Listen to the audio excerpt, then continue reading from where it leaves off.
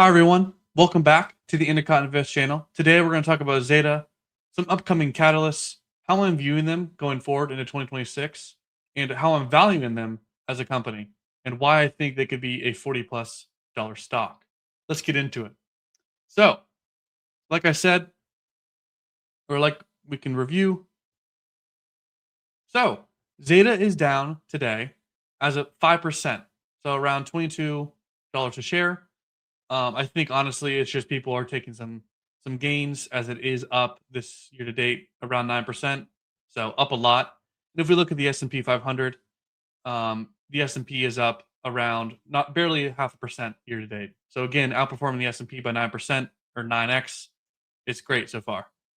Um, right now, I think again the sell off is probably just because it's taking some gains. If you look at the 1 month, it's up almost 30%. Look at the 3 month, again 20%. And so I think people are just taking some gains here as we head in to the third week of January.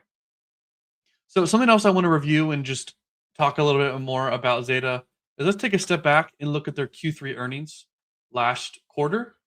So this was November 4th, about 2.5 months ago. They report again, I think, in about 5-6 weeks. But they reported their 17th straight quarter beat and raise. They delivered 337 million of revenue, growing 26% year over year, and 28% growth when excluding revenue from political candidate and live intent. They generated net cash providing operating activities of 58 million, an increase of 68% year over year, and margin of 17%, and free cash flow of 47 million. And a record margin of 14%, and achieved the rule of 40 on free cash flow margin and revenue growth. So that's great. For anyone that doesn't know, rule of 40 is free cash flow margin plus revenue growth. And so because they hit 14% plus the 26% revenue growth, is 40%, or the rule of 40. So 40. For someone like a Palantir, their free cash flow is like 40% almost, and they're growing 60%. So their rule of 40 would be 103, which is insane. But that's just how it's calculated, and kind of in SaaS, that's sort of like the pinnacle. If you can grow by a rule of 40 or have the rule of 40 and achieve it, you're a pretty, profitable and outperforming company. They grew their super scale customer count to 280 or 180. Sorry, wish it was 280. That'd be awesome. An increase of 12 customers quarter over quarter. They also increased their full year revenue for 2025. And we'll talk a little about that 2026 revenue as well. And they also acquired Marigold, I believe, the previous quarter. And they talked about that a little bit. So again, this is just Q3, growing 26% year over year, rule of 40 of 40, and margin of 17%. So again, pretty good, right? They're just early stages. They're not profitable yet. So they do use adjusted EBITDA, which I'm not a fan of. Adjusted EBITDA is just, to me, it's just BS. I like GAAP EPS, but that's Q3. And then they came out about, let's take a look here. 3 weeks later, they came out and increased their 2025 and 2026 guidance. So they came in, increased their fourth quarter guidance. They only raised about 3 million in revenue, which again, I think they're just trying to signify some strength in their numbers because the stock has been depleted ever since the lawsuit in, I think, March of last year. But basically the past 10 months. And this includes 15.8 million for the Marigold enterprise software business. They also went on to discuss how they increased EBITDA, maintaining fourth quarter free cash flow guidance. They also increased the revenue for full year, obviously, to a range of 1.28 billion to 1.29 billion. They increased their first quarter, and then the big thing they increased was their full year guidance.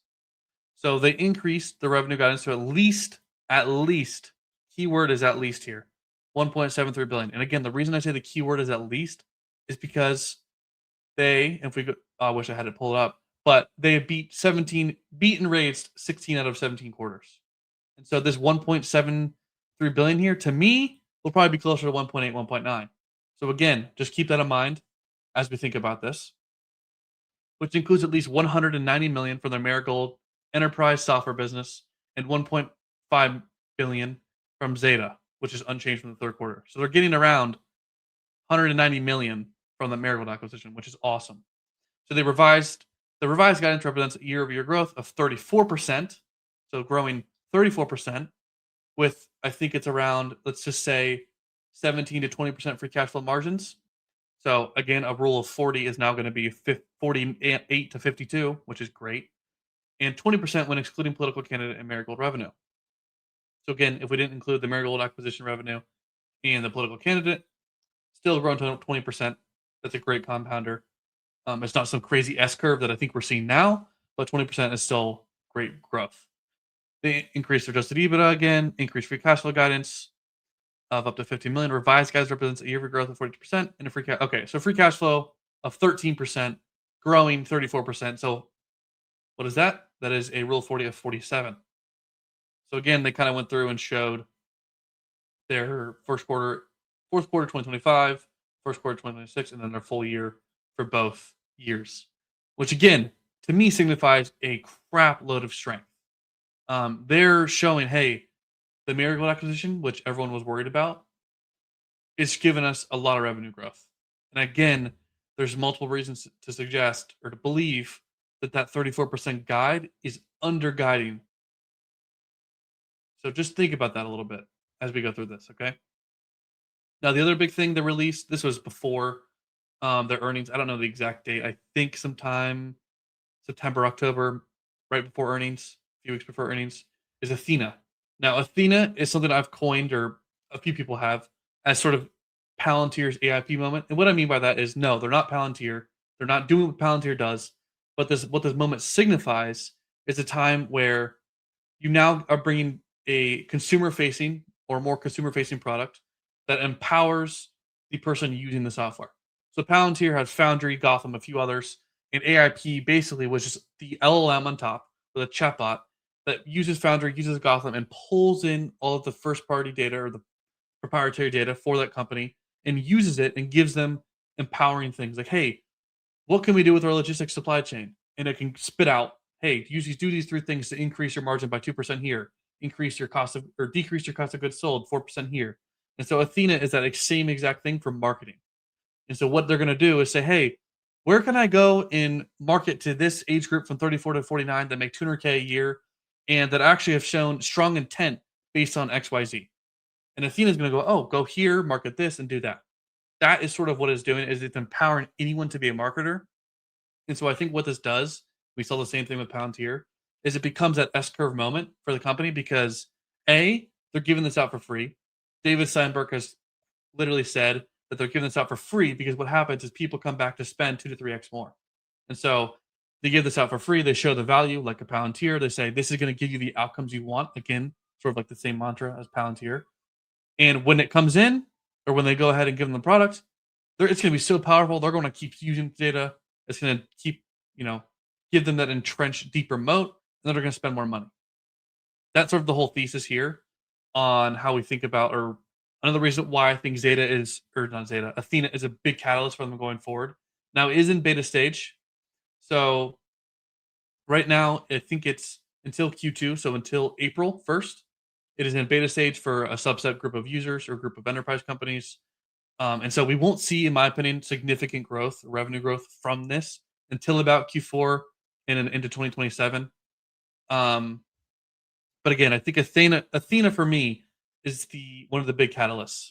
Now, the next catalyst for me, and the thing I'm looking for next quarter, is GAAP EPS or becoming profitable, right? So if we go ahead and take a look at just a few metrics I want to take a look at first. So we have revenue. Again, this does not include the full year guide. Let me actually go ahead and do that. This is the guide moving forward. And actually, I want to make this a bar chart. There we go. So moving forward, right now, if we look at last 12 months, so LTM means last 12 months, revenue 1.2 billion. I think they're guiding for 1.29 billion for the entirety of 2025. EPS, so 0.1 cent or 0.10 cents negative, and they're hoping to be 0.7 cents or 70 cents positive throughout the whole year. And then again for December, 1 cent of EPS, and in 2027 December or full year, 1.2 cents EPS. Let me go ahead and pull up actually net income so we can see exactly what that is. And so right now, again, as you can see, negative 22 million of net income. They're hoping for full year 2025, 171 million of net income. And then you can see the raise the next couple of years is in the red here. And so the next catalyst for me is gap profitability. When a company becomes profitable, that's an A shows, okay, they're here to stay because when a company's not profitable, they could go under any moment, right? That's sort of the thought. I don't think that's always the case, but I think a lot of people think that way. B, it now opens up the door to a lot other VC, not VC funds, but a lot of other hedge funds and other investors because they quite literally cannot invest in companies that aren't profitable. And so again, opens the door to a lot more investors, a lot more analysts. And then C, I think we need to see a few more quarters of it, and then we kind of see that S curve in the stock price. Now, again, when we saw Palantir become profitable, we saw SoFi become profitable, we saw Hood become profitable. We didn't see much of a crazy S curve in the stock price until we saw it consistently, until we saw 2 quarters, 3 quarters, 4 quarters of that profitability, and it was proven that the business model and the company themselves are heading that direction. It's not just a one-off case, or oh, they sold off some assets, or oh, they didn't dilute as much, and so that's why they're profitable. We got to wait for the next quarter. When you continue to see the profitability go up, when you continue to see that net income margin go up, that's when you see the stock price follow. Because now the toots, which we call them institutions, are oh, okay, they're serious, they're real, they're staying, they have staying power, and so that's for me is the second catalyst. Now, the third and final catalyst is the lawsuit, right? So March 4th was the lawsuit that was against Zeta. So at this point, it's been over 10 months actually. And so I think from what I'm understanding, I don't know as much about this as Wealthmatica. So if you want to understand more about the lawsuit, follow Wealthmatica on X. He knows far more than I do, and he has some great stuff about this. Um, but as far as I understand, the lawsuit we should get some news in either March or April. And so that's to me is the next piece. So first, again, like I was saying, Athena, we're going to keep seeing more articles on that. We saw the OpenAI partnership that I talked about. We're going to see gap profitability here in about 5-6 weeks in middle of February, into February. And then after that, hopefully in around April, March area, we'll get some news on the lawsuit, which I think regardless of the outcome. So let's say they end up having to pay 200 million. I don't know the exact rules of who's going to have to pay what, but let's say they do have to pay a lot of money. I think what happens is they pay it and the overhang is gone, right? So I think the stock will sell off for a little bit, but then we'll hear next quarter, oh, we paid off the lawsuit, we're still profitable, whatever. And I think the overhang is gone. I think that's another thing holding it down. Is there's a little bit of overhang there. People are waiting to see what news comes out. And then if they win the lawsuit, or if there is nothing against them, then I think we really rally after having gap profits and more Athena stuff baked in. Um, but yeah, that's for me is the third catalyst that I'm looking at for this year, and a lot of them really are the next 12 to 16 weeks. So I really think Zeta will have a strong spring to summer, and then I think it'll have an even stronger 2027 as we see that Athena revenue come in. Now, how they're valued right now, and something just some things I want to talk about here. Right now, they're a $6 billion company. So the market cap 6 billion, enterprise value of 5.82 billion. Again, great gross margins of 60%. Net margins are almost positive at a little under -2%. They're valued at a price to free cash flow of 37% or 37.6, and their price to sales isn't here, which is odd. But I believe their price to sale is probably under a 3. Let's take a look. Actually, let's go ahead and chart this. Go ahead and do price to sale. Yeah, so their price. Okay, so their price to sale is of 4.4, which again is undervalued. Now, in terms of valuation, I want to go ahead and dive through a little bit how I'm valuing them and why I believe they'll be a $40 stock. So again, I kind of go through here and talk about how they got it for that 1.73 billion in revenue, 385 million adjusted EBITDA at 40% growth, 224 million in free cash flow. I go through all metrics. So I go through price of sales, EV to EBITDA, so enterprise value to EBITDA, free cash flow valuation, and PEG, which I think for a company that is unprofitable and growing 34%, so relatively quickly in the grand scheme of things, these are the 4 metrics you can look at and how to value them. And I gave comparables to all other companies in the same space. So like a Trade Desk, a TTD or TTD, yep. You have DV, which is another ad tech company. You have like a HubSpot and a few others. I begin to say companies growing more than 30% at scale with expanding EBITDA and free cash flow typically trade between 7 to 10 times. So again, I go in here, I show you what happens. If they're traded 7 times, it's around $55 a share. 10 times, $70 a share.